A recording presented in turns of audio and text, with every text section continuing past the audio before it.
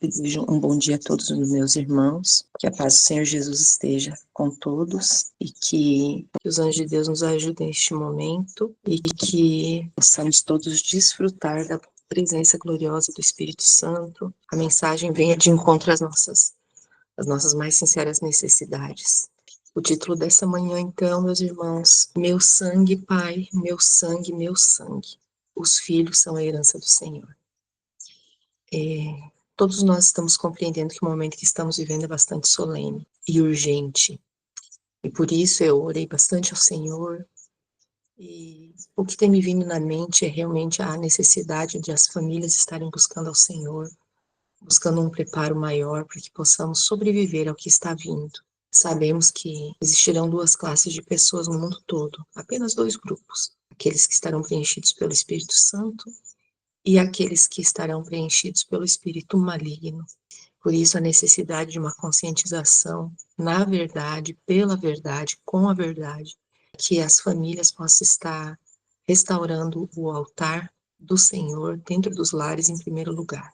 Nós percebemos que o Senhor tem conduzido ao seu povo à verdade, o Senhor tem dado luz, muita luz referente à palavra, mas nós também percebemos que ainda temos algumas dificuldades com a nossa caminhada cristã na vivência da palavra em muitos momentos. E vemos que muitas famílias nesse momento em que nós precisamos ter união, unidade, muitas famílias estão divididas.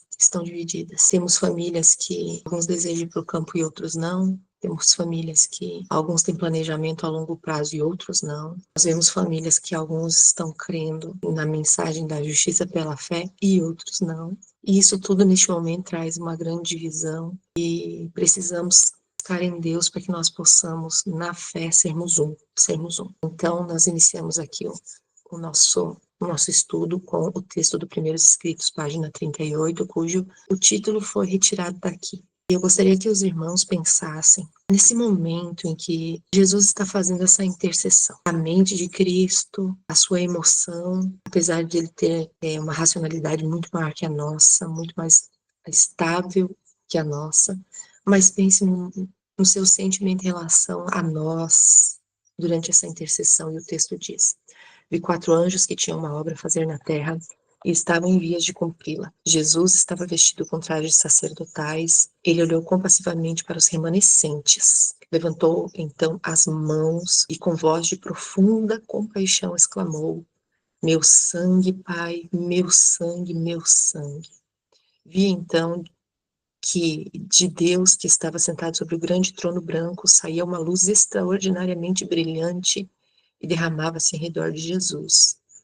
Vi a seguir um anjo com uma missão da parte de Jesus, voando celeramente aos 4 anjos que tinham a obra a fazer na terra, agitando para cima e para baixo alguma coisa que tinha na mão e clamando com grande voz: Segurai, segurai, segurai, até que os servos de Deus sejam selados na fronte. Então nós vemos aqui um pequeno trecho onde, diante de um momento soleníssimo, pouquinho antes do término do selamento, Jesus pede ao Senhor mais tempo por nós.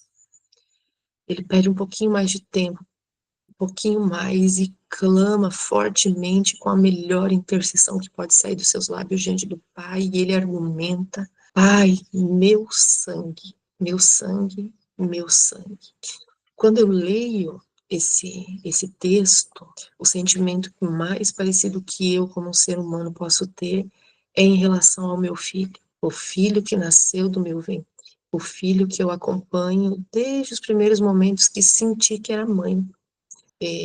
A relação de maternidade e paternidade é um pouco diferente, porque a mãe sente que é mãe desde os primeiros momentos que seu corpo começa a ter as primeiras mudanças, os primeiros enjoos. Mas o pai, para que ele entenda que ele é pai, normalmente ele precisa ver o rosto do bebê nascido, e aí ele diz: agora sou pai.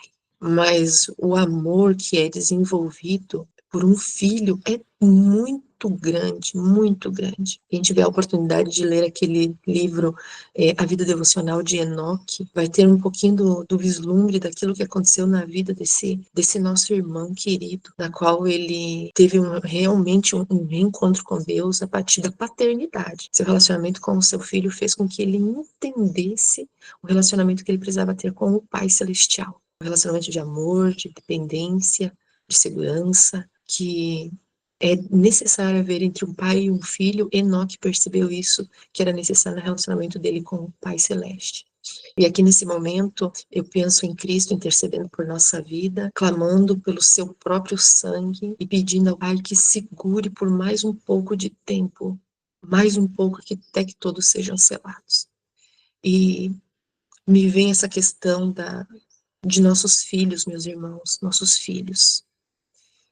Nós temos visto algumas dificuldades, não pequenas, mas grandes dificuldades entre os filhos de adventistas, e isso me chama muita atenção e me dói profundamente o coração nesse momento em que nós estamos vendo o desenrolar de profecias a quais nós estamos esperando há muito tempo. E com certeza muitos de nossos filhos estão acompanhando o que está acontecendo, mas um desejo tão grande de ter as suas próprias conquistas, o seu próprio espaço nesse mundo, no seu próprio desejo de ter vitórias aqui ainda. Muitos e muitos e muitos filhos de adventistas estão esquecendo do grande chamado, o alto chamado que eles receberam para fazer parte de uma geração que vai ver Jesus voltar. E nós temos orado e clamado muito pela vida dos nossos jovens, nossos adolescentes, para que eles possam compreender a altura e a largura e a profundidade do amor de Deus por nós e do chamado que nós temos nessa terra. Eu costumo dizer que não há uma profissão e nem há uma remuneração que possa alcançar um chamado tão elevado quanto o chamado que Deus tem feito para nós. Nós vemos em Gênesis, quando Adão e Eva tiveram o seu primeiro filho, nos diz assim no verso 1, conheceu Adão a Eva, sua mulher, e ela concebeu e deu à luz a Caim. E disse, alcancei do Senhor um homem. Vocês imaginem, logo após o pecado, a tristeza que adentrou o coração de Adão e Eva era um sentimento que era desconhecido para eles.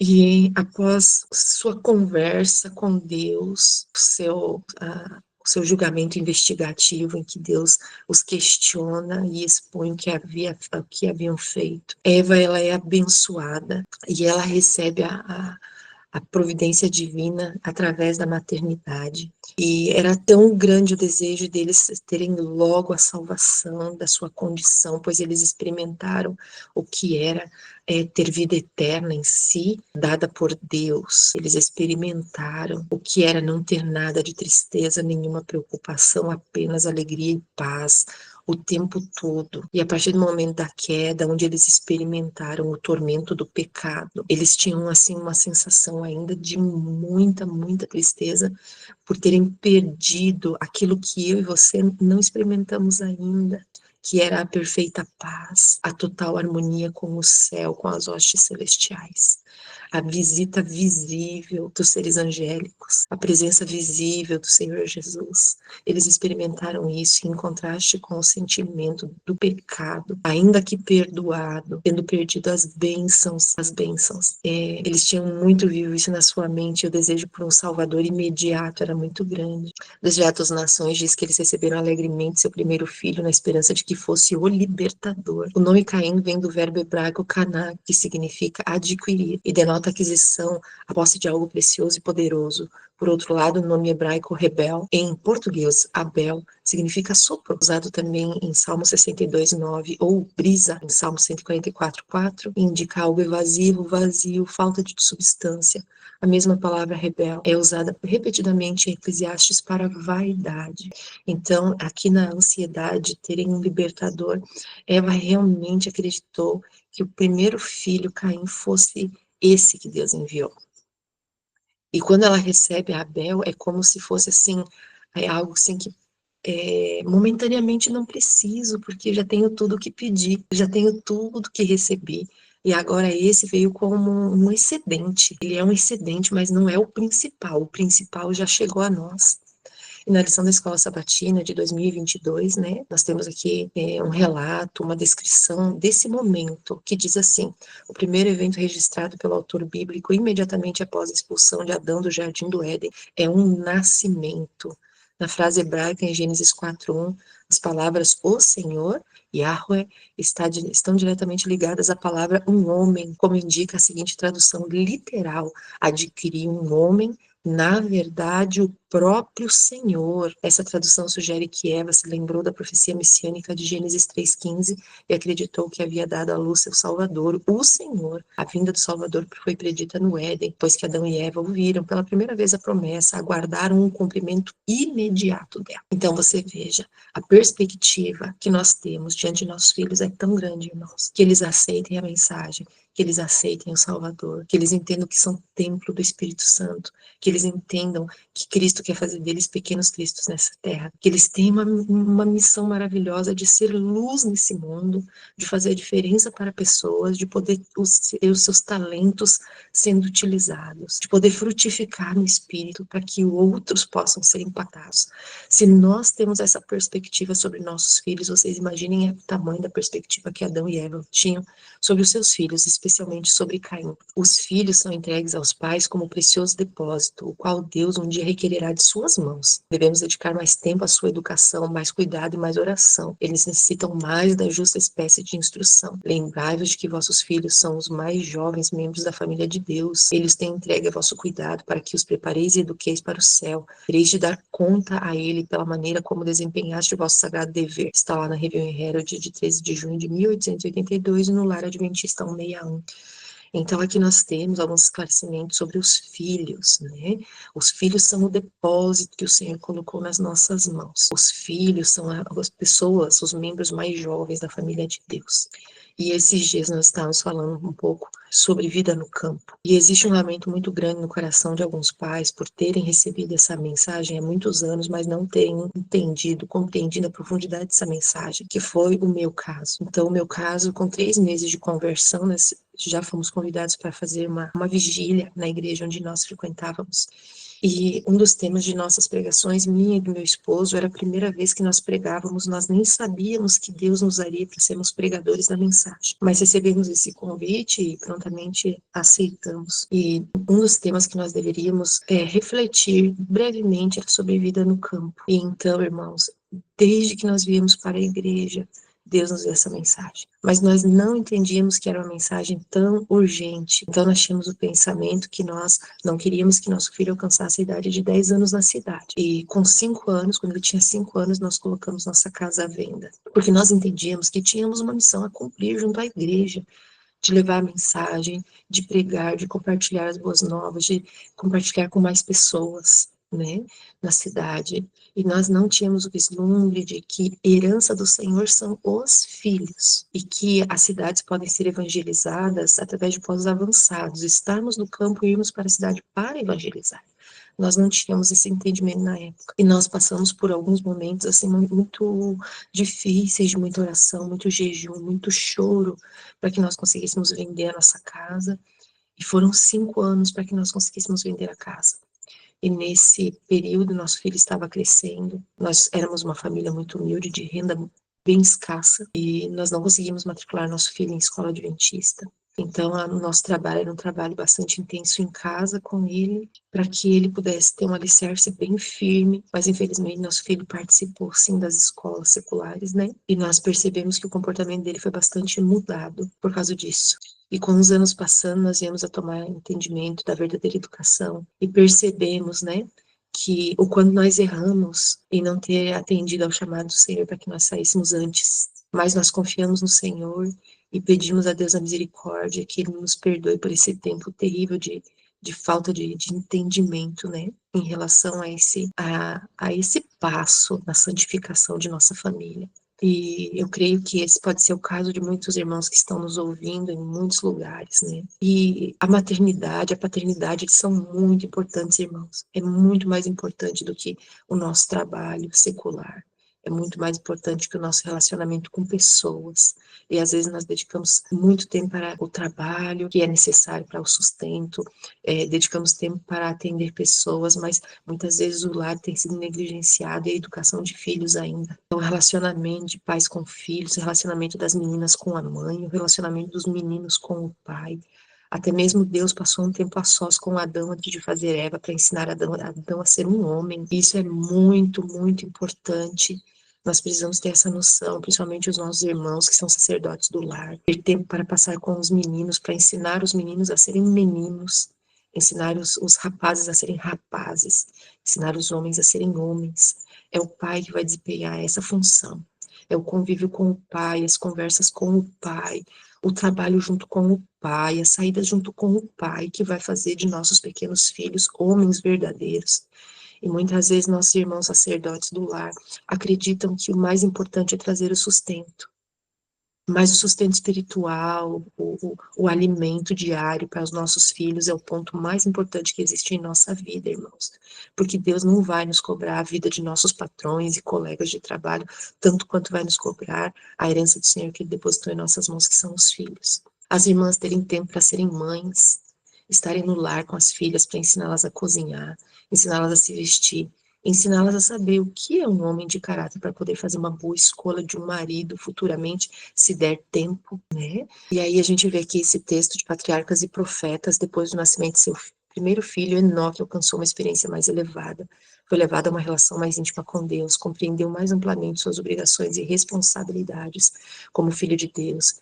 E quando viu o amor do filho para com seu pai, sua confiança singela em sua proteção, quando sentiu a ternura profunda e compassiva de seu próprio coração por aquele filho primogênito, aprendeu uma lição preciosa do maravilhoso amor de Deus para com os homens no dom de seu filho e a confiança que os filhos de Deus podem depositar em seu Pai celestial. Então, irmãos, vocês vejam que com os profetas Deus usa métodos audiovisuais para impressionar o profeta, para que ele possa transmitir uma mensagem àqueles que vão estar ouvindo. E isso é tão grande que o coração, a mente de um profeta, ela é realmente impactada por aquilo que ele está vendo e ouvindo para transmitir. O que Deus faz conosco na maternidade e na paternidade é ainda superior, porque nós podemos ali ter uma experiência elevada, uma relação mais íntima com Deus através do relacionamento com os nossos filhos, que vai ser dia a dia. Quantos dias nossos filhos ficam conosco? Quantas horas podemos passar com eles? Quantos minutos? Qual é a qualidade de tempo que nós estamos tendo com os nossos filhos, desde os pequenininhos, desde a geração, como foi com Sansão, que os pais se preocuparam, qual seria a criação do menino, aonde a mãe recebeu instruções do que comer, beber, o que viver, para que aquela criança que estava sendo gerada pudesse ser alguém para Deus, né?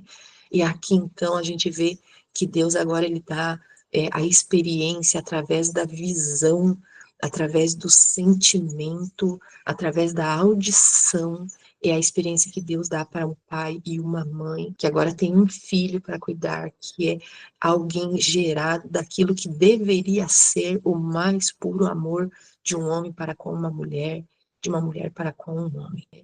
Ilustrando, dando um vislumbre do que é a família celestial, onde estão ali manifestas em três pessoas, o Pai, o Filho e o Espírito Santo.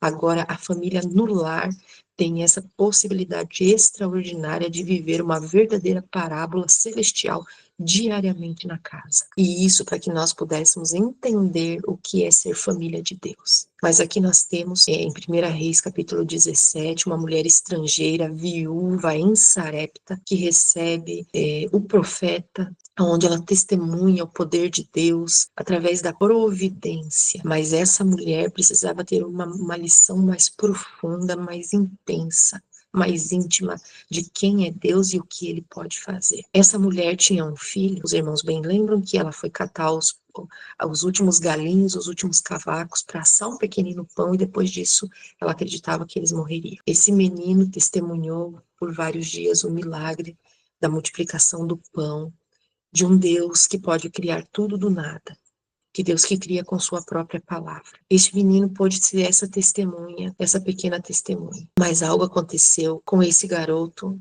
porque no verso 17 de Reis 17, Essa mulher, ela diz, né, sucedeu depois dessas coisas que o filho da mulher, a senhora da casa, caiu enfermo, e sua enfermidade era muito grave, até que nele não restou mais fôlego. Então, essa enfermidade era tão terrível, irmãos, que esse menino, ele veio a óbito, ele morreu, né? E essa mulher, ela acreditou que aquilo era um castigo da sua vida passada, porque o seu pecado estava sendo exposto e Deus vinha com ira cobrando através da vida do seu filho. Ela ainda não havia entendido o amor de Deus. E por isso, então, Elias ele agora ele é chamado a participar desse primeiro milagre de ressurreição, aonde um ser humano intercede por um ser humano morto. Essa situação é muito difícil. Se você pensar e se colocar nessa situação, o que você faria neste momento? Verso 20. Ele clamou ao Senhor e disse a Deus: meu Deus, tu trouxeste também o mal sobre a viúva com quem me hospedo, ao matares o seu filho? Então você veja que existia uma má compreensão da parte da viúva, existia uma má compreensão de Deus da parte do profeta. Verso 21, e ele estendeu-se sobre a criança 3 vezes e clamou ao Senhor e disse: ó Senhor, meu Deus, suplico-te que permitas que a alma desta criança retorne novamente a ela. E o Senhor ouviu a voz de Elias e a alma da criança voltou a entrar nela e ela reviveu. Elias tomou a criança e a fez descer a câmara para dentro da casa. Então, algo extraordinário acontece. Elias toma uma atitude de deitar-se 3 vezes sobre o corpo da criança, como que no desejo de passar a sua própria vida para aquele corpo morto. Então, a gente vê aqui um desejo de compartilhar a sua vida, nem que ele tivesse que dividir o seu próprio fôlego com o menino. E isso foi tão impactante, isso é uma coisa tão grande, que nós nos colocamos no lugar daquela mãe que há minutos estava chorando, clamando pela vida, a vida do filho, que era a sua esperança, porque sem marido, ela já era considerada uma pessoa maldita. E sem filho que fosse por ela um dia na sua velhice, a sua condição seria ainda pior, fazendo parte de um povo estrangeiro, aonde a maior parte das pessoas nem sabia quem era o Deus eterno. Ela, de ouvir falar, assim como Rabi, que ouviu falar da destruição no Egito, essa viúva em Sarepta, embora seu nome não seja revelado, ele está lá no livro do céu. Embora ela seja uma estrangeira, foi ela que recebeu o milagre da ressurreição, enquanto muitos filhos do povo de Israel estavam morrendo e não tiveram essa maravilha acontecendo em suas vidas. Mas aqui vem a frase que encheu o coração dessa mãe e que certamente, enquanto ela viveu, ela nunca mais, nem um dia deixou de pensar nessa frase, que diz, no verso 23, vê que o teu filho vive. Grande frase, grande frase. Nós vemos em 2 Reis, capítulo 4, a história da Sunamita. Sunem fazia parte da tribo de Issacar, ficava ali na região da sua herança. E essa mulher, ela via sempre o profeta Eliseu passar por suas terras e ela identificou nele um homem de Deus. Ela fez uma bondade para com o profeta, construindo um quartinho em sua propriedade, onde o profeta podia descansar enquanto passava por ali. Tinha uma cama, mesa e cadeira, suficiente para alguém que estava cansado da viagem poder repousar. Ela não tinha filhos, tinha um marido trabalhador, mas a alegria de sua casa, os risinhos, os passinhos, as brincadeiras nunca tinham sido ouvidos pelas peças da casa. E o profeta, em gratidão, pede a Deus para que dê como recompensa a essa boa mulher uma criança que pudesse alegrar os seus dias. Mas, como a primeira história que nós vimos, também essa criança num dia enfermou. No verso 18 de 2 Reis 4 diz, e quando o filho estava crescido, ocorreu um dia que ele saiu até seu pai, aos ceifeiros, e disse ao pai, minha cabeça, minha cabeça. E ele disse a um moço, carregai-o até a sua mãe. Quando ele havia levado e trazido até a sua mãe, ele se assentou sobre os joelhos dela até meio-dia, e então morreu. Eu acredito que essa é a maior dor que um ser humano pode passar na vida, que não existe outra. Você pode perder um pai, você pode perder uma mãe, você pode perder o cônjuge, e são dores que a gente não consegue nem mensurar, mas a dor de perder um filho que morre nos teus braços, um filho que você alimentou, que você cuidou, que você zelou, que você acompanhou, as pequenas vitórias, todo dia, as tristezas e as derrotas, todo dia. Um filho que é um pedaço seu. Quando esse filho morre, essa é uma dor que é muito grande. E Deus sabe disso, porque ele participou. Deus viu a morte de Cristo, o grande Deus de Israel, que todo poder detém. não livrou o seu filho da morte, porque havia um objetivo superior para a morte de Jesus. E aqui existia um motivo superior para que essa criança pudesse ter morrido. E a voz das pessoas foi ouvida para relatar esse grande milagre, e o grande poder do Senhor veio à tona. Então diz assim, no verso 32, quando Eliseu havia entrado na casa e disse que o menino estava morto e deitado sobre sua cama, ele, portanto, entrou e fechou a porta diante de ambos e orou ao Senhor. E ele subiu e deitou sobre a criança, e pôs sua boca sobre a boca dele, os seus olhos sobre os olhos dele, e a sua mão sobre as mãos dele. Estendeu-se sobre a criança, e a carne da criança ficou morna. Depois ele retornou e andou de um lado para outro dentro da casa, e subiu e estendeu sobre ele. A criança espirrou 7 vezes, e a criança abriu os olhos e chamou Gease e disse: chame essa sunamita. Assim ele a chamou, e quando ela vinha entrar diante dele, ele disse a frase que marcou a sua vida e a sua experiência com Deus: toma o teu filho, toma o teu filho. E isso é algo extraordinário, irmãos.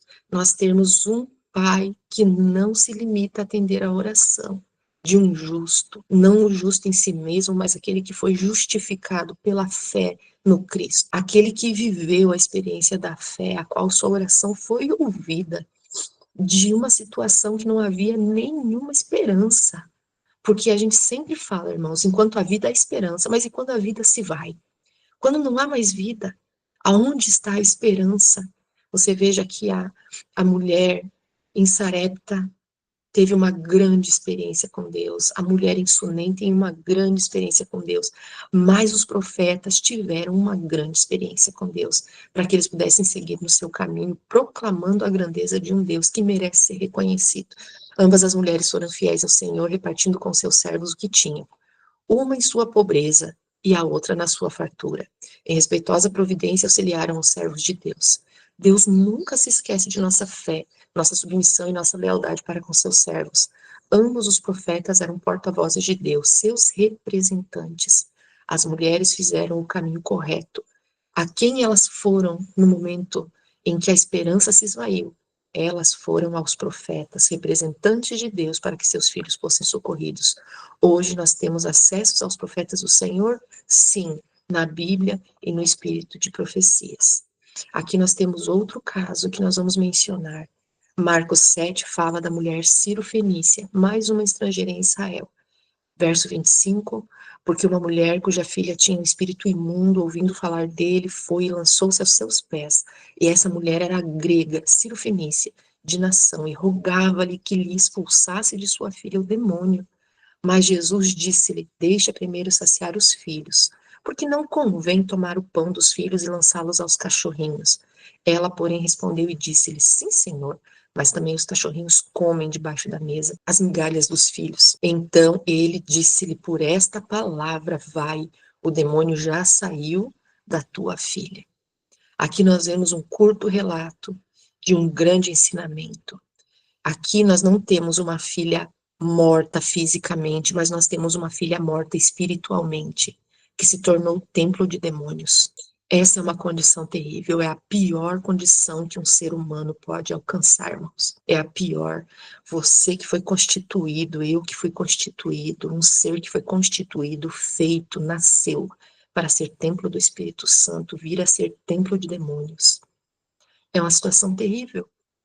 Isso é terrível para quem conhece Jesus, e isso é terrível para quem não conhece Jesus. Aqui nós vemos que essa mulher ouviu falar de Jesus e correu atrás dele. Uma mulher sincera, que creu nos feitos, que era o pedido que Jesus fazia. Se vocês não podem crer em mim pela palavra, creiam ao menos pelas obras. E essa mulher, ela realmente, em sua sinceridade, buscou a Deus e recebeu de Deus a fé que precisava para alcançar algo maior do que ela já tinha visto. E aqui nós vemos que, por causa dos discípulos, Jesus provou a fé dessa mulher até o limite onde ela podia suportar, em humilhação. Mas vendo a fé sendo manifesta pelas palavras e pela posição de humildade que ela assumiu. Os discípulos foram ensinados quem é Deus, que Deus não faz acepção de pessoas, que ele se compadece com todos aqueles que sofrem. e que ele atende a oração de todos aqueles que se humilham diante dele, reconhecendo que nada são, que nada podem. Essa mulher, quando veio em busca de Jesus, ela rejeitou todos os seus ídolos, ela rejeitou todos os deuses dos sírio-fenícios, dos gregos. Ela, diante do Senhor Jesus, ela assume que só há um que pode libertar. Ela foi na fonte. Aqui essa filha não está morta fisicamente, mas espiritualmente morta. E quando ela chega em casa, o que ela detecta? Que o demônio já havia saído. Essa frase de Jesus aos ouvidos desta mãe diz: vai, o demônio já saiu da sua filha. Vocês acham que em algum momento na vida dessa mulher ela esqueceu dessa frase? Em Mateus 8, nós temos o centurião romano, outro estrangeiro que busca Jesus. E diz assim no verso 6, dizendo: Senhor, meu criado jaz em cama paralítico e violentamente atormentado. Mais um que estava preso, irmãos, pelo demônio, mais um doente e atormentado, mais um. Mas esse estrangeiro vai em busca da fonte verdadeira de toda a paz. Ele vai em busca da fonte de todo o poder, reconhecendo quem é Jesus. Jesus disse no verso 7, eu irei e lhe darei saúde, e o centurião respondendo disse, Senhor, não sou digno que entres debaixo de meu telhado, mas dize somente uma palavra e meu criado há de sarar. Pois também eu sou homem sujeito à autoridade, tenho soldados às minhas ordens, e digo a esse, vai, e ele vai, e a outro vem, e ele vem, e ao meu criado faz isso, e ele o faz. E maravilhou-se Jesus ouvindo isso, e disse aos que o seguiam, em verdade vos digo que nem mesmo em Israel encontrei tanta fé. Fé no que, meus irmãos? Na palavra. Fé na palavra. Fé na palavra criadora.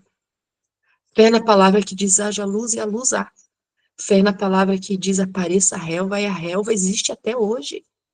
Porque Jesus disse na criação haja relva, apareçam as árvores que dão fruto, que dão semente, é por causa disso que ele disse.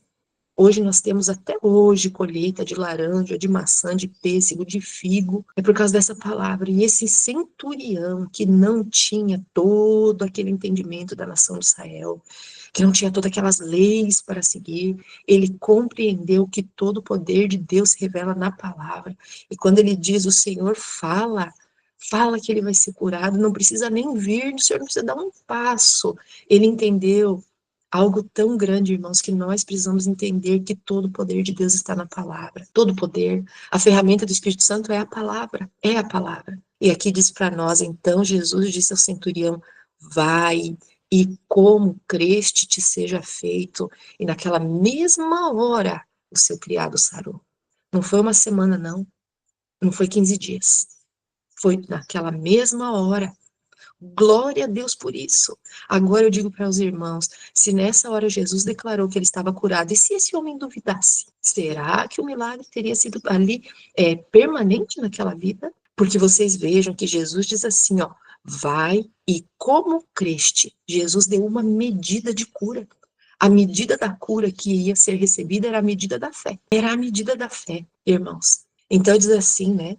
Uma vez eu ouvi um irmão dando uma explicação sobre a fé, que é do tamanho, né? Que Jesus disse, se a vossa fé for do tamanho de uma semente de mostarda, direis esse monte vai para lá e ele vai. Irmãos, ele não está evidenciando o tamanho da fé, mas a qualidade da semente. A semente de mostarda é tão pequenininha, mas ela aproveita tudo que tem no solo, toda a luz solar, toda a aguinha que cai, é 100% de aproveitamento. Se a minha fé e a sua for como a semente de mostarda, ela vai aproveitar tudo que tem na palavra, toda a luz, todo o raio de luz, todo o cotejamento do Espírito vai ser aproveitado. A palavra de Deus será deleite, a palavra de Deus ela vai ser firme para nós.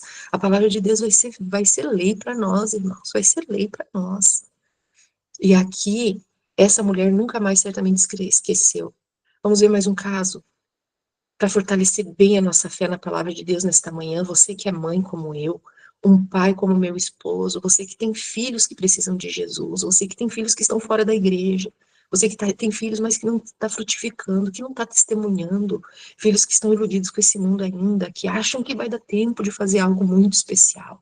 Se você é uma mãe como eu, você é um pai como meu esposo, essa palavra é para nós hoje. É para nós nos fortalecermos. Em Mateus 9 aparece a filha de Jairo, verso 23. Jesus, chegando à casa daquele chefe, vendo os instrumentistas e o povo em alvoroço, disse-lhes, retirai-vos, que a menina não está morta, mas dorme. E riam-se dele, e logo que o povo foi posto fora, entrou Jesus, pegou-lhe na mão, e a menina levantou-se, e espalhou-se aquela notícia por todo aquele país. Irmãos, nesse caso da filha de Jairo, nós vemos aqui uma criança morta, uma pré-adolescente morta, morreu enquanto o pai foi buscar ajuda, fisicamente morta. E nós vemos aqui um líder do povo de Deus, um líder, um pregador, talvez. Pode ser que seja um pregador como o meu marido prega, mas não evitou a pregação dele, o conhecimento dele, a posição dele, não evitou a morte da filha. Mas ainda que ele tivesse que ser quebrado todinho no seu orgulho, ele foi quebrado a cada passo que ele tinha que dar em Jesus, ele estava sendo quebrado no seu orgulho, na sua vaidade. Cada passo ele tinha que dizer que o que ele fazia por obra não era suficiente. Cada passo que ele dava na direção de Jesus. Quando ele viu Jesus atendendo as pessoas, fazendo milagres antes de ir ver a sua filha, ele teve que esperar em Cristo. E quantas vezes nós temos que esperar em Cristo, irmãos? Vendo outros sendo atendidos e nós aqui temos que perseverar na fé. E Jairo teve que aprender a perseverança dos santos. Ele teve que aprender a perseverar. Mas aqui nós vemos que a morte não foi limite para Jesus. Jesus, ele olha um morto físico e espiritual e ele diz assim, ele dorme. Por quê? Porque o poder de Deus é suficiente para restaurar, para pôr de pé. Nós vemos aqui o filho da viúva de Naim, e verso 12 do capítulo 7 de Lucas. E quando chegou perto da porta da cidade, eis que levavam um defunto, filho único de sua mãe, que era viúva, e com ela ia uma grande multidão na cidade. E vendo o Senhor, moveu-se de íntima compaixão por ela e disse: não chores. Como uma mãe com um filho morto não vai chorar? Eu só de pensar na situação já choro. Mas Jesus disse: não chores. Chegando-se, tocou o esquife e os que levavam pararam. E disse: jovem, a ti te digo, levanta-te. E o que fora defunto assentou-se e começou a falar. E entregou-o à sua mãe. Essa história é muito profunda, porque aqui nós temos um cortejo que vem com Cristo, o cortejo da alegria, ouvindo as palavras da vida, ouvindo e vendo a grandeza de Deus entre os homens, o verdadeiro Emmanuel, Deus conosco, agindo, falando, vencendo Satanás, vencendo as doenças, vencendo os espíritos malignos. E aqui nós vemos o cortejo que segue Jesus, vitorioso, vibrante, mas é encontrado outro cortejo, um cortejo da tristeza, um cortejo da dor, da desesperança, do desespero, uma mulher sem marido, uma mulher agora sem filho, viúva, desamparada, precisaria ser atendido pelos demais. Mas eu vou dizer para você, no coração dessa mãe existia uma esperança. No coração dessa mãe, ela olhava aquele menino e com certeza absoluta ela dizia: Senhor, Senhor, para ti nada é limite, nada, nada, nada, nada é limite. Nada. E essa mãe recebeu o maior de todos os presentes. Essa mãe recebeu o seu presente de volta. Sendo os filhos a herança do Senhor, ela recebe de volta em sua mão a herança, para que ela possa terminar essa missão nessa terra, irmãos. A Bíblia relata muitos casos de filhos que foram acometidos de doenças e morreram. Outros estavam doentes e até possessos. O que a Eclesiastes fala para nós em relação aos mortos? 9:5 de Eclesiastes, os vivos sabem que vão morrer, mas os mortos nada sabem. Para eles não haverá mais recompensa, nem podem se lembrar de sua vida. Salmo 115:17, os mortos não louvam ao Senhor, e nem os que descem ao silêncio. Irmãos, agora nós vamos entrar aqui num pedacinho que vai ser muito forte para mim e para você.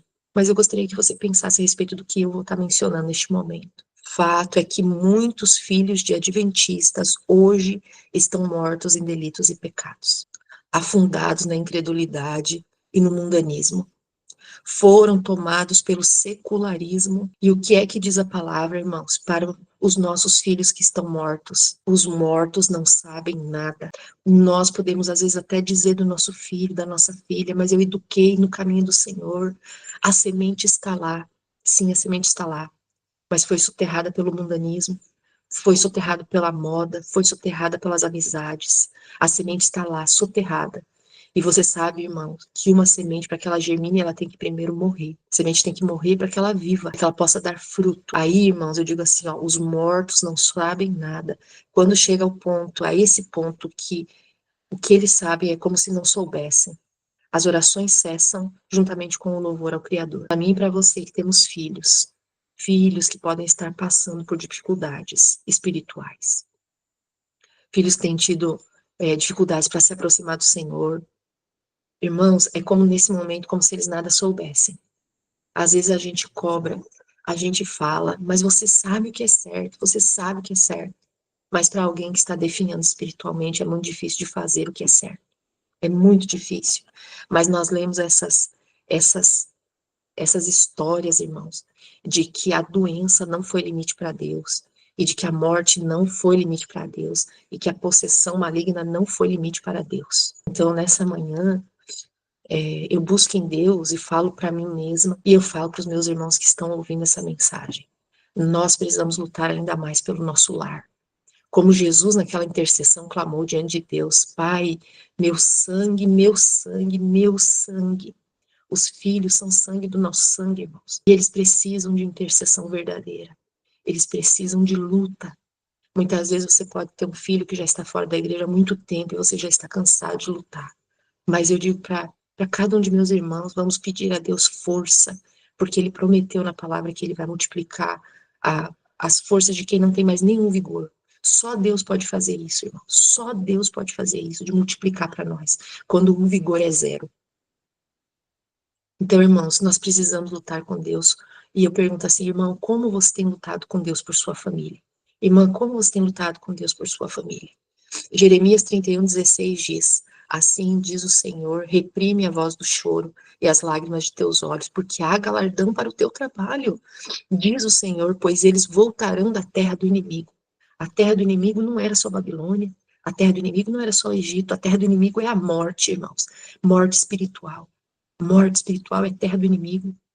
Então, quando nós lemos aqui, irmãos, nós vemos que Deus diz para nós: pare de chorar e clame, pare de chorar, pare, haverá recompensa para a tua obra. Então, irmãos, é hora de viver a fé, é hora de pegar os versos da Bíblia, entesourá-los em nossa mente, citá-los com vigor no momento da angústia, citá-los com vigor no momento que nós não temos mais o que ver de um filho morto espiritualmente. Eu sei de mãe que durante a madrugada clama pelo seu filho, ao Senhor, e fala para Deus: Senhor, te apresento o esquife do meu filho morto. Você imagina a dor de um coração de uma mãe falando isso para Deus, tendo um filho que às vezes está na mesma casa, mas que já não corresponde mais à palavra de Deus, já não corresponde mais aos louvores, já não tem mais o desejo de orar, já não tem mais o desejo de estar tanto em família. Irmãos, isso são filhos mortos, e filhos mortos precisam ser apresentados ao Senhor. Êxodo 20, verso 6, uso de misericórdia até 1000 gerações daquele que me ama e guarda os meus mandamentos. Quantas vezes, meus irmãos, nós citamos esses versos para Deus, pedindo dele, porque ele diz: provai e vede que o Senhor é bom. Quantas vezes nós nos ajoelhamos e colocamos essa promessa e dizemos para Deus: Pai, o Senhor prometeu até 1000 gerações, que 1000 gerações serão abençoadas, Pai. Mas, Senhor, nós não teremos 1000 gerações, Pai. Nós somos a última geração que estamos vivendo diante da volta de Jesus.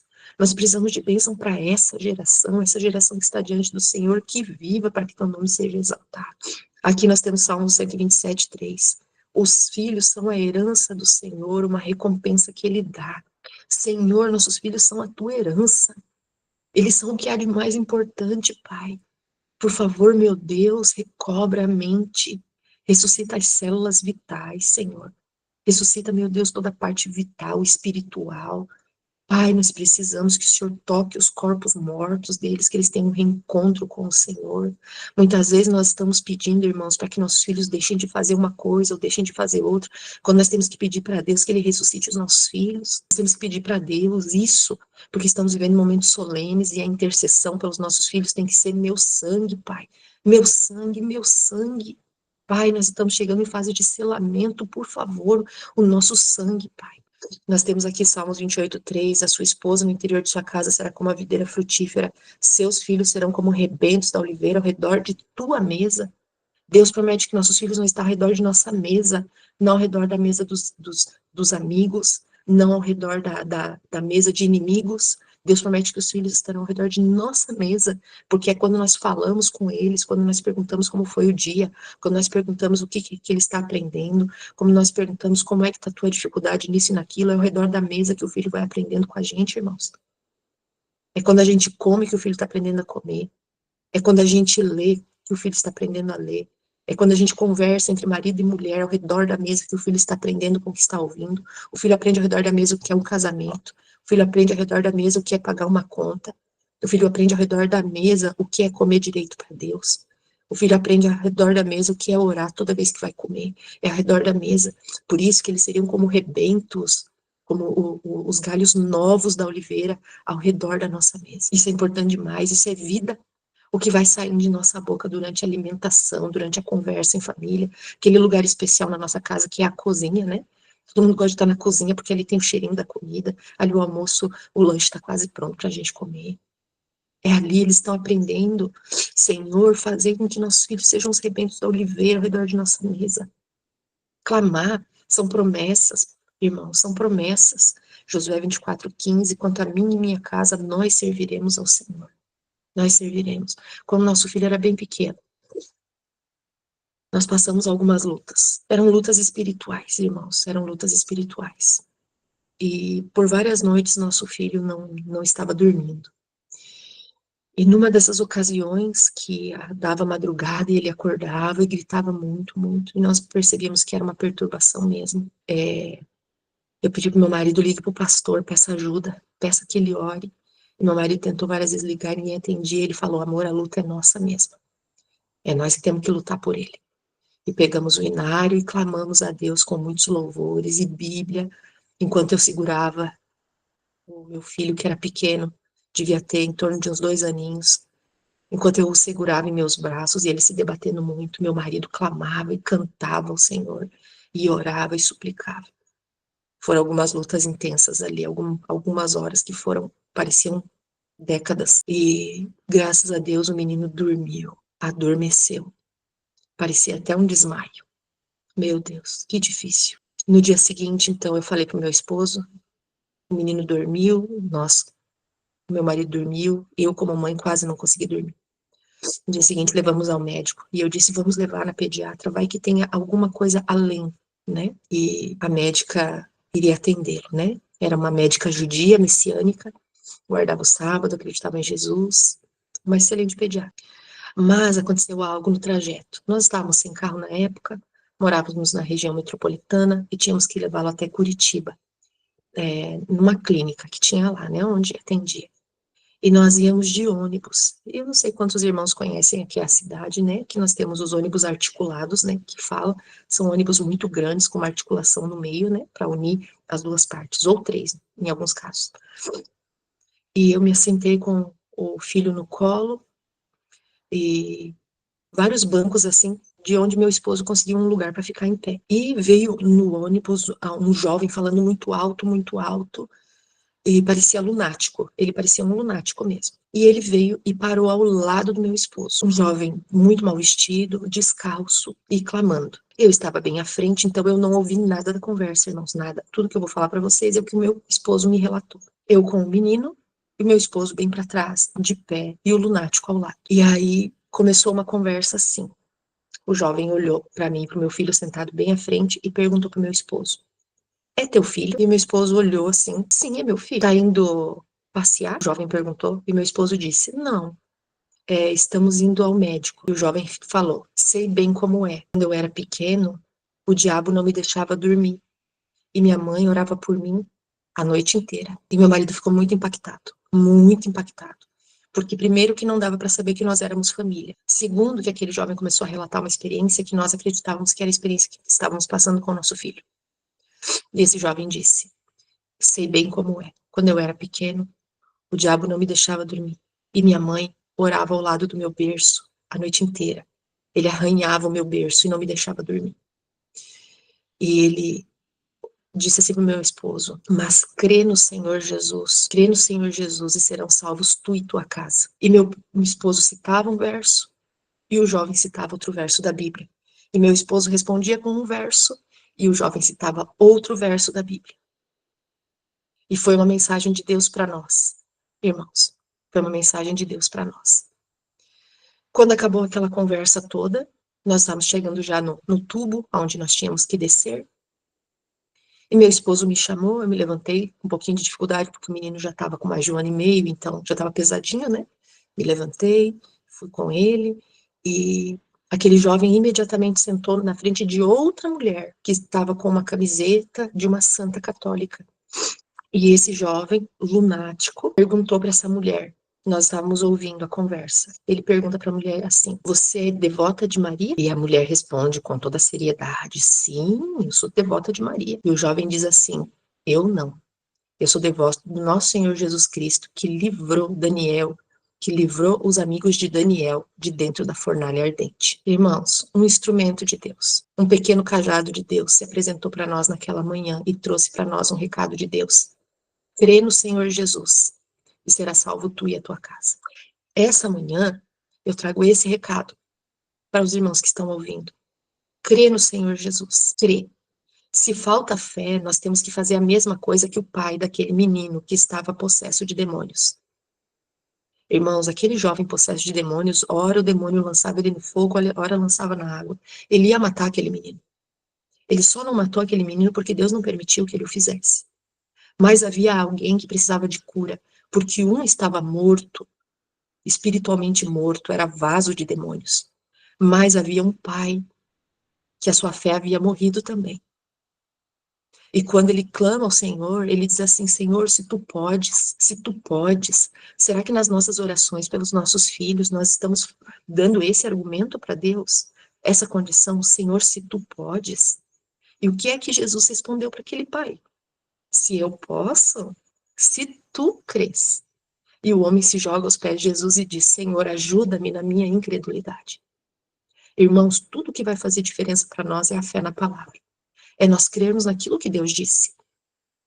E se nós pedimos filhos para a glória de Deus, irmãos, e se nós tivemos uma obra, como falou ali em Jeremias, se a nossa obra foi na intenção de colocar a semente do evangelho dentro dos corações de nosso filho, se nós plantamos essa semente, irmãos, através do culto familiar, através das orações, através do ensino, através do exemplo, a semente está lá. Ela está soterrada. Pelo mundanismo, pela incredulidade, pela moda, pelas amizades, ela está lá soterrada. Mas a semente está lá. E em algum momento, se a pessoa permitir que o Espírito Santo regue, essa semente vai germinar. Só que nós precisamos crer. Nós precisamos crer. Aquele jovem lunático, que era um mensageiro de Deus, falou para meu esposo: crê no Senhor Jesus e será salvo tu e a tua casa. Nosso filho foi levado ao médico, ele não tinha nada. Nada, nem gripe, nem sinusite, fez todos os exames, fez raio-x da face, fez tudo, não tinha nada. Era espiritual. E nós temos que entender que tudo que nós estamos vivendo é espiritual. Os nossos filhos estão tendo batalhas espirituais. As batalhas espirituais estão dentro da nossa casa acontecendo. Nós temos alguém que quer tomar os nossos filhos, quer levá-los para a terra do inimigo. E agora nós temos, irmãos, que pelo nosso exemplo, pelo nosso testemunho, pelas nossas palavras, pela nossa correção, porque nós sabemos o que está escrito e nós temos que ler. Se nós não lembramos, vamos de volta à orientação da criança. Se nós não lembramos, vamos de volta a conselhos aos jovens. Nós temos que saber como lidar com os filhos adolescentes e jovens e fazer tudo ao nosso alcance para que eles possam ter vida e vida em abundância. E muitas vezes eu tive conversas muito sérias olhando no olho do meu filho. Ele achava que eu estava brigando com ele e eu dizia: filho, não estou lutando contra você. Você não é meu inimigo, mas eu estou lutando contra o diabo, porque o diabo quer tirar você dos braços de Jesus. Nós estamos vivendo momentos solenes. Se os pais percebessem que Deus impõe sobre eles o solene dever de educar os filhos para serem úteis nessa vida, se adornassem o templo interior da mente de seus filhos e filhas para a vida imortal, veríamos uma notável mudança para melhor na sociedade. Então não seria manifestada tão grande indiferença para com a piedade prática. E não seria tão difícil despertar as sensibilidades morais dos filhos para compreenderem as reivindicações de Deus a seu respeito. Irmãos, a colheita no coração de nossos filhos vai depender do que nós estamos plantando. Aqui na chácara, nós aprendemos que se a gente planta alface, a gente vai colher alface. Se a gente plantar tomate, vai colher tomate. Não tem a possibilidade de colher outra coisa. Então, por mais que os nossos filhos já tenham crescido, nós estamos ainda no plantio. Ainda estamos plantando. E o fato é, estamos plantando o quê? Muitos pais consentem que os filhos formem maus hábitos e sigam a própria inclinação, deixando de impressionar-lhes a mente, com o perigo de fazerem isso e com a necessidade de serem controlados por princípios. Uma vez eu ouvi, uma irmã da igreja falou para mim assim: ai, uma amiga minha da escola falou que eu não posso bater de frente com meu filho, não. Não posso bater de frente, senão eu vou afastar ele de mim. Será, irmãos, que nós devemos ser assim, mansos, assim, a esse ponto de não deixar a verdade bem clara para os nossos filhos, mostrando que eles estão num campo minado, mostrando que nós estamos vivendo em meio ao conflito? Eu falo isso sempre aqui em casa para o meu filho. Filho, não é porque você está crescendo que o conflito acabou, não é porque você está trabalhando que o conflito acabou.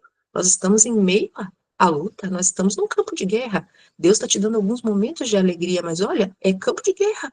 Não acabou, o conflito está se intensificando e nós estamos indo para o fim dele. Nós temos conscientizado os filhos a respeito disso, irmãos? Desejado a todas as nações, página 324. Mas a menos que nos entreguemos ao domínio de Cristo, seremos governados pelo maligno. E isso é para nós como pais e é para eles como filhos. Todo aquele que não se sujeita a Cristo é dominado pelo maligno. E isso é para que a gente veja que tipo de luta nós estamos enfrentando hoje.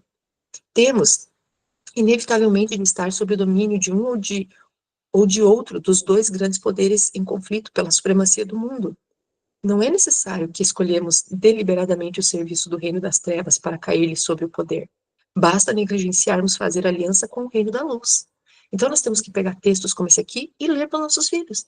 Dizer assim, escuta, você está em casa, você não está indo para balada, você não está fumando nem bebendo, mas filho amado, minha filha amada, se você não se sujeitar a Jesus em todas as escolhas, você vai estar na mão de outro espírito.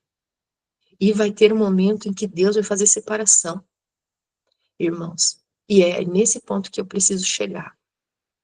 Haverá um momento que, mesmo dentro de nossos lares, haverá separação, porque nós seremos guiados por aquele a quem nós nos sujeitamos todos os dias. E nós precisamos verdadeiramente esclarecer isso aos nossos filhos, que nós estamos num momento solene, é momento de irmos ao campo. Aliás, nós estamos perdendo assim um tempo precioso, às vezes pensando se devemos vender ou não, se devemos sair ou não. Irmãos, nós não temos mais nem o que pensar e nem pedir sinal nenhum, porque o que está escrito não precisa de sinal. O que está revelado não precisa de comprovação.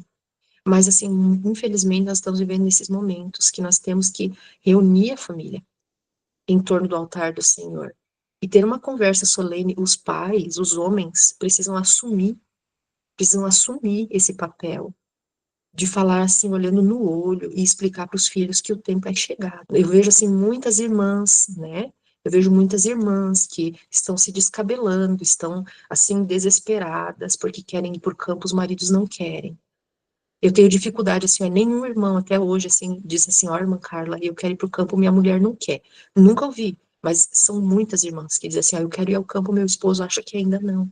Ele ainda quer trabalhar, ele ainda quer aposentar, ele ainda quer não sei o quê. Então assim, é hora de reunir os filhos como rebentos da oliveira ao redor da mesa e esclarecer o tempo que nós estamos vivendo realmente. Se nós não quisermos perdê-lo definitivamente, como Ló perdeu até mesmo as filhas que saíram com ele para o monte. Toda alma que recusa entregar-se a Deus acha-se sob o domínio de outro poder, não pertence a si mesma. Pode falar de liberdade, mas está na mais servil servidão. Ocasionalmente, segundo o registro bíblico, a possessão pode desencadear uma enfermidade física, como nas ocorrências registradas lá em Mateus 9, 32 e 33, falando do mudo e endemoniado, Lucas 13, 11 e 16, a mulher encurvada, eram cativos de Satanás. Ellen White explica que os espíritos do mal procuraram ativamente controlar as mentes humanas. Satanás fará adoecer o povo e depois tirará dele o seu poder satânico. Então, irmãos, olha só. Muitas pessoas até dizem assim, mas eu tenho tal enfermidade, eu não posso sair para ir para o campo. Às vezes Satanás está mantendo a gente preso na doença, para que a gente não saia. Vocês estão entendendo, irmãos? Então, olha, irmãos, olha para. Hoje é o momento de fazer uma reflexão introspectiva de nossa própria vida, a forma com que nós estamos vivendo em família, a forma que nós estamos nos dirigindo aos filhos, né? Muitas pessoas estão vivendo esse momento assim difícil em casa, né? De divisão. Mas vamos tomar assim essas atitudes de oração, um programa bem firme de jejum e vamos conversar. Nós temos que conversar, esclarecer, para que todos possamos ter uma só mente. Irmãos, olha só que luta quando Jesus veio. E eu quero que vocês pensem agora quando Jesus retorna. Como será a luta? Nós estamos falando da família, né? Ali o núcleo familiar. Mas isso vai ser estendido para a igreja. E isso é estendido para fora da igreja. Os sinceros que estão lá fora. Olha que tipo de batalha que nós temos que enfrentar. O foco para nós tem que começar o revivamento dentro do meu coração, dentro da minha família, posteriormente na igreja. A senhora White diz que a igreja não vai ser toda reavivada. A igreja não será toda reavivada, mas haverão reavivamentos nas famílias da igreja, né? Então diz assim, ó, o período do ministério pessoal de Cristo entre os homens foi o tempo de maior atividade das forças do reino das trevas. Durante séculos, Satanás e seus anjos haviam estado procurando controlar o corpo e a alma dos homens, para trazer sobre eles pecados e sofrimentos. O engano do pecado atingira seu apogeu, na época em que Cristo começou seu ministério. Todos os meios para depravar a alma dos homens haviam sido postos em operação. Agentes satânicos estavam incorporados com o homem. Agentes satânicos estavam incorporados com os homens. O corpo de criaturas humanas feitos para a habitação de Deus tornara-se morada de demônios. Os sentidos, os nervos, as paixões, os órgãos dos homens eram por agentes sobrenaturais levados a condescender com a concupiscência mais vil. O próprio selo dos demônios se achava impresso na fisionomia dos homens. Esta refletia a expressão das legiões do mal de que se achavam possessos. Então, esse assunto não é novo, mas é só para trazer, nesta manhã, a importância de nosso preparo espiritual.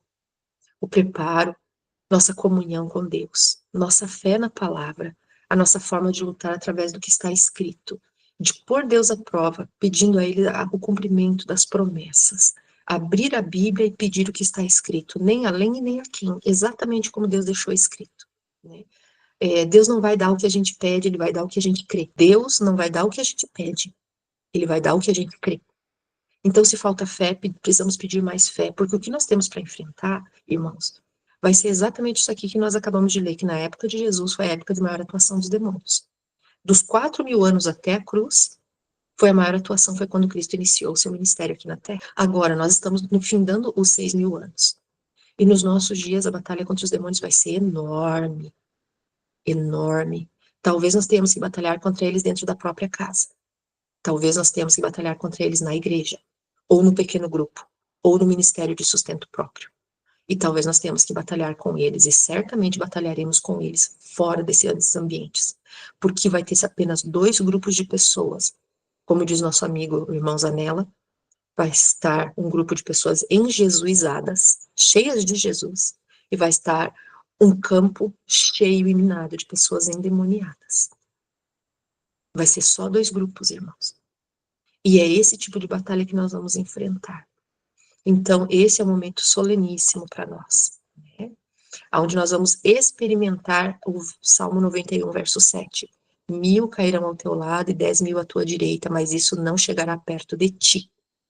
Então, crê no Senhor Jesus e será salvo tu e a tua casa. Nós precisamos clamar ao Senhor com base nas suas promessas, para que nenhum da nossa casa venha a cair, assim como está descrito no Salmo 91, 7. Embora todos sejam livres, a esposa vai ter que fazer a escolha própria, o marido vai ter que fazer a escolha própria, e os filhos conscientes, filhos que já têm consciência, terão que fazer a escolha própria. A salvação é individual mesmo. Somente aqueles pequenininhos que a fé da mãe e do pai cobrem, esses serão cobertos pela fé dos pais. Mas os outros filhos terão que fazer sua própria escolha. E o Salmo 91, 7 não está falando apenas a respeito de pestes e pragas. Ele está falando daqueles que não permanecerão em pé na fé. Na fé. Eis que eu vos enviarei Elias, o profeta, antes da vinda do grande e terrível dia do Senhor. Ele converterá o coração dos pais aos filhos e o coração dos filhos a seus pais, para que eu não venha e fira a terra com uma maldição. Malaquias 91, 7. Esse é o tempo que nós estamos vivendo, meus irmãos. Esse é o tempo que nós estamos vivendo. É o tempo em que Deus vai enviar o espírito de Elias. Além de enviar o Espírito Santo, que era o espírito que habitava em Elias, ele vai nos enviar o espírito no sentido de disposição de Elias. Elias estava morando fora das cidades, morava nos montes. Deus o chamou num momento soleníssimo para que ele pudesse ir e enfrentar o rei de Israel, aquele que estava desencaminhando a nação. Elias teve essa disposição de servir ao Senhor com integridade, ainda que tivesse que morrer, porque ele realmente corria risco de morte indo até a presença do rei. Mas para cumprir a sua missão, ele estava disposto. Nossa luta pela nossa família é exatamente essa. Nós estamos dispostos a chegar até o sangue. Lá em Hebreus fala a respeito de Jesus. fala que nós temos que nos desvencilhar do pecado, fala que nós estamos diante de uma multidão de testemunhas, mas fala que nós ainda não resistimos até o sangue. Resistir até o sangue é dar o melhor que nós temos. O justo viverá pela fé. Há 3 trechos no Novo Testamento onde este verso é usado e a ênfase dada a cada verso é diferente, visto que a justiça de Deus se revela no Evangelho, de fé em fé, como está escrito, o justo viverá pela fé. Nesse verso, a ênfase está em ser justo. Então, assim, a primeira pergunta para nós, estamos indo para o fim da mensagem. Primeira pergunta, eu aceitei a justiça de Cristo? Eu entendo o que é a justiça de Cristo. Que a justiça, a justificação que ele faz por mim é jogar a minha glória ao pó e fazer por mim o que eu não posso fazer por mim mesmo. Eu entendo que o sentido de ser justo é importante. A justiça pela fé tem sido um tema que eu tenho estudado, Bíblia e espírito de profecias, eu tenho buscado nas fontes que Deus deixou para nós. Segundo ponto, é evidente que pela lei ninguém será justificado diante de Deus, porque o justo viverá pela fé. Neste verso, a fé é enfatizada. Então, se eu tenho a justiça de Cristo em minha vida, se eu estou frutificando no Espírito, que é a evidência da justiça de Cristo em minha vida, se eu estou frutificando no Espírito, a fé que eu tenho é fé 100% na palavra, eu tenho pedido a Deus a fé de Jesus em minha vida, uma fé que não tarda, uma fé que não duvida, uma fé que não titubeia, é essa a fé que persevera até o fim que eu tenho manifesto, fé na palavra. Todavia, o meu justo viverá pela fé, e se retroceder, nele não se compraz a minha alma. Aqui, a ideia principal está em viver. Os mandamentos estão sendo guardados, contudo, temos aqui um tempo em que Cristo parece demorar. Amém. Amém. Amém. Se vivermos pela fé, permaneceremos vivos em meio a toda a destruição ao nosso redor. 1000 cairão ao teu lado e 10.000 à tua direita, mas tu não serás atingido. O justo viverá da fé. Somente com os teus olhos contemplarás e verás o castigo dos ímpios. Esta é a promessa de Deus para nós, mas ele também diz: tendes necessidade de perseverança? Tendes ouvido da paciência de Jó e viste de que o fim, que, desculpe, tendes ouvido da paciência de Jó e viste que o fim o Senhor lhe prometeu, porque o Senhor é cheio de eterna misericórdia e compassivo.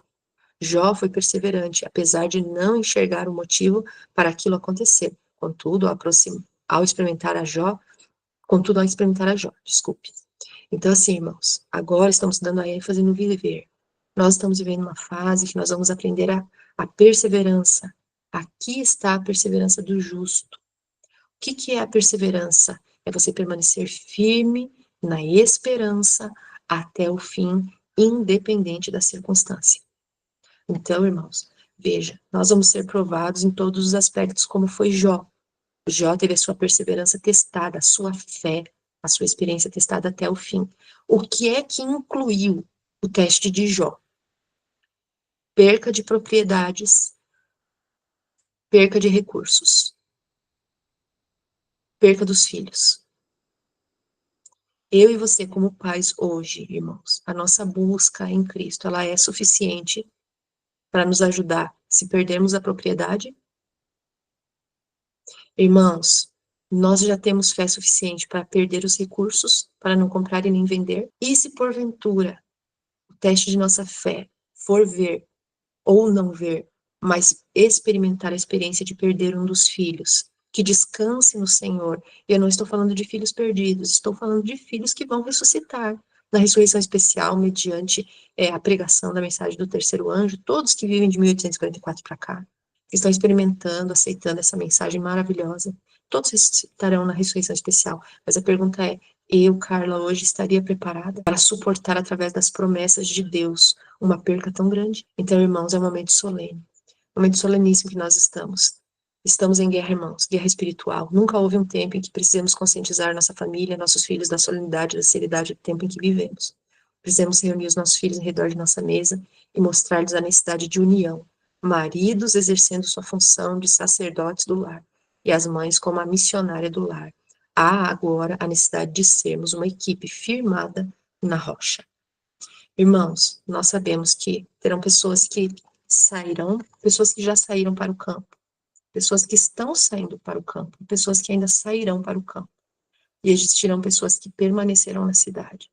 Sabemos que no último momento Deus abrirá na casa desses que já estão no campo um lugar para os fiéis que estão na cidade, mas que não podem sair. Não tem nenhum bem para vender. Por enquanto não podem. Às vezes tem ali alguém muito idoso, muito doente, que ainda precisa de cuidados, alguém hospitalizado, alguém que tem que fazer hemodiálise todo o tempo, que não tem possibilidade de estar no campo. Nós precisamos demonstrar a Deus que nós cremos na mensagem. E se nós temos qualquer bem para vender, nós temos que pôr à venda. Qualquer bem. Nem que seja uma moto, para dar de entrada em algum lugar, porque, afinal de contas, viver, todo mundo tem que viver em algum lugar. Se você não alugar alguma coisa no campo, você vai ter que alugar na cidade para morar. Alguém, nós temos que morar em algum lugar. Mas, assim, se você não tem a possibilidade de comprar algo, tem a possibilidade de você trabalhar de caseiro em alguma propriedade. Às vezes, até alguns irmãos adventistas mesmo precisam de alguém que cuide da terra por enquanto.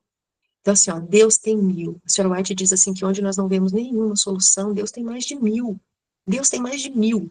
Então, nós temos que crer e pedir a Deus o livramento. O livramento. Sair da cidade para o campo é livramento. E nós devemos argumentar com Deus e pedir a Deus. E jejuar. E agir. Vai empacotando, vai encaixotando tudo aquilo que você não está usando, que você acha que é útil. Como foi assim que nós fizemos. Nós já fomos comprando algumas ferramentas, algumas coisas que nós íamos usar no campo, e, irmãos, e os nossos recursos eram limitadíssimos. Porque desde que nós aceitamos a Jesus, a nossa renda, assim, ó, ela caiu demais. Porque eu trabalhava como vendedora e já não podia mais trabalhar aos sábados, não queria mais trabalhar aos sábados. Depois meu filho nasceu e eu fiz um propósito que eu ficaria com ele em casa. Então eu fiquei com ele em casa até que ele fez 7 anos. Depois eu fui trabalhar apenas no período que ele estava na escola e ficava com ele todo o período que ele estava em casa. Então a nossa renda caiu demais. Vocês não têm noção, que era por milagre mesmo. A gente vivia, nada faltava, mas também não sobrava. Mas do pouquinho que a gente tinha, a gente começou a comprar uma ferramentinha aqui, uma ali, assistia os vídeos sobre vida no campo, já começamos a procurar propriedade, sem perspectiva de vender a casa ainda. A gente já começou, vamos procurar, Deus vai mostrar para nós onde vai ser, e a gente já orava pela família que ia comprar a nossa casa, e a gente já orava pela família que ia vender a propriedade para nós. Então, assim, ó, é um momento, irmãos, de nós experimentarmos a fé. Não olharmos para a situação. Sabe por quê, irmãos? Porque aqueles pais que os filhos estavam mortos, se eles olhassem para o filho morto, eles desistiriam de orar. Porque o morto nada sabe. Porque o morto não tem mais recompensa. A sua memória jaz no esquecimento. Então, nós não podemos olhar para a situação, nós temos que olhar para a promessa. Foca em Jesus. Foi assim com Pedro. Pedro andou sobre as águas enquanto os olhos dele estavam sobre Jesus. Sair, irmãos, para o campo, eu digo um pouquinho mais, viver a mensagem da justiça pela fé, é andar sobre as águas. É experimentar andar sobre as águas. Então, o meu apelo é hoje, irmãos, a família é o mais precioso que nós temos. Se você precisa de trabalho na cidade, Deus vai te dar trabalho no campo. Nós sabemos que nós temos que viver da terra, mas não é pecado se você conseguir um trabalho perto da sua propriedade, não é pecado você trabalhar para ter alguma renda para você investir na sua própria propriedade, não é pecado, certo? Então, assim, ó, a área rural, as pessoas são carentes, tem famílias que estão precisando de ajuda, precisando de carinho, precisando de uma palavra, tem muitos idosos que os filhos foram embora, a maior parte dos jovens não estão mais no campo. A maior parte está na cidade trabalhando e os idosos estão sozinhos. Entende? Então, assim, ó, para salvar nossa família, irmãos, e para levar a salvação à família de outros, nós precisamos, nesse momento, reunir a família e tomar decisões importantes. Então, nesse momento, nós vamos encerrar. Meu filho vai sair daqui a pouquinho para o trabalho, eu preciso fazer o culto com ele antes que ele saia, porque nós estamos na região rural e ele conseguiu um trabalho perto de casa.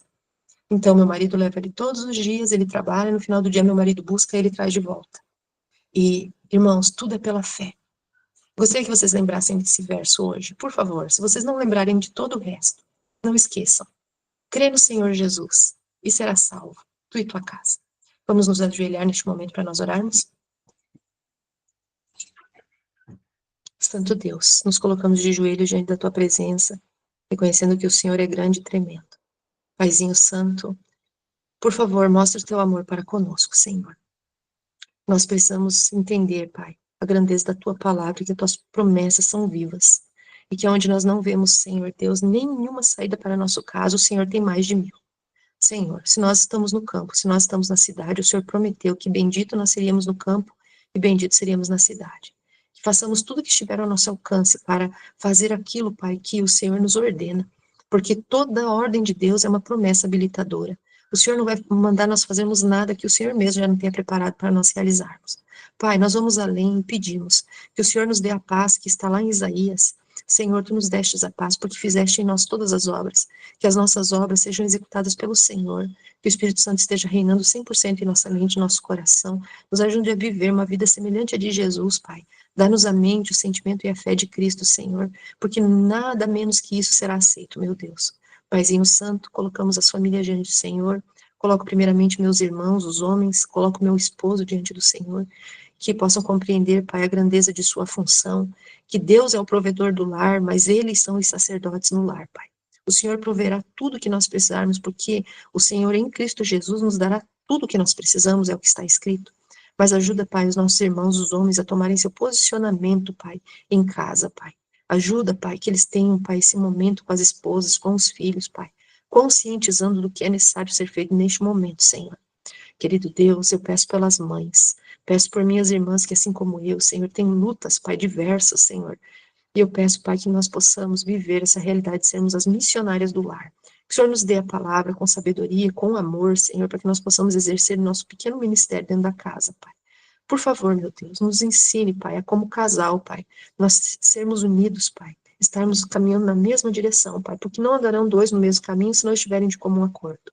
Senhor, ajuda nossos filhos, Pai. A estes eu suplico, Senhor. Por favor, eles são a tua herança, meu Deus. Eles são como as flechas na aljava do guerreiro, Senhor. Tu prometeste que eles seriam como os rebentos ao redor de nossa mesa. Pai, que nossos filhos tenham a alegria e prazer de estar conosco, Senhor. Que não sejamos pais, Senhor Deus, que não sejamos pais, Senhor Deus, simplesmente desgostosos na presença de nossos filhos, mas que possamos fazer do lar um lugar aprazível para eles, Pai. Ajuda-nos, Senhor, meu Deus, que em todo detalhe, Pai, nós possamos estar labutando pela salvação deles, Senhor.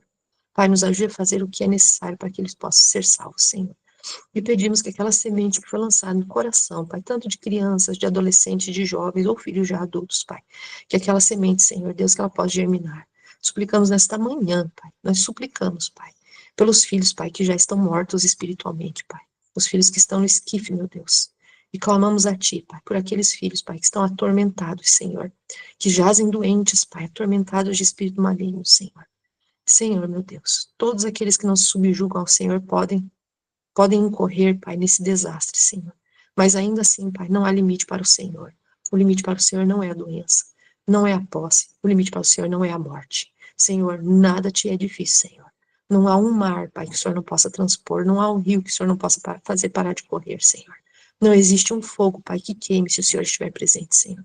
Por isso, baseado em todas as tuas promessas, porque a tua palavra é a verdade, nós clamamos pela recuperação, restauração e ressurreição da morte aparente de nossos filhos, Pai. Suplicamos que eles possam ter os ouvidos e os olhos bem abertos, Pai. Que eles possam compreender a grandeza de sua missão nessa terra, Pai. E que eles sejam luzes, Pai, luzes a brilhar pelo Senhor. Querido Deus, tira nossos filhos da terra do inimigo, Pai, a terra da incredulidade, do paganismo, do modismo, do secularismo. Tira eles da terra do inimigo, Senhor, em nome de Jesus. Eu peço nessa manhã, Pai, se um anjo não for o suficiente para proteger nossos filhos, mande mais, Senhor, mande mais. Tu tens exércitos, tu tens pelotões a teu comando, Senhor. Se um não for suficiente, mande mais, Pai, e socorra os nossos queridos, meu Deus. Eles são a tua herança, Senhor. Nós queremos um dia, Pai, estar diante do Senhor, diante da tua face gloriosa, e dizer ao Senhor, aqui estamos, Pai, com os filhos que nos deste. Por favor, Senhor, que tua palavra seja viva e eficaz em nossa vida, que sejamos a parábola viva da família do céu aqui na terra. Salva-nos, Senhor. Nós te pedimos em nome de Jesus essa bênção. Em nome de Jesus, Pai. Socorre o nosso sangue, por favor. Em nome de Cristo pedimos.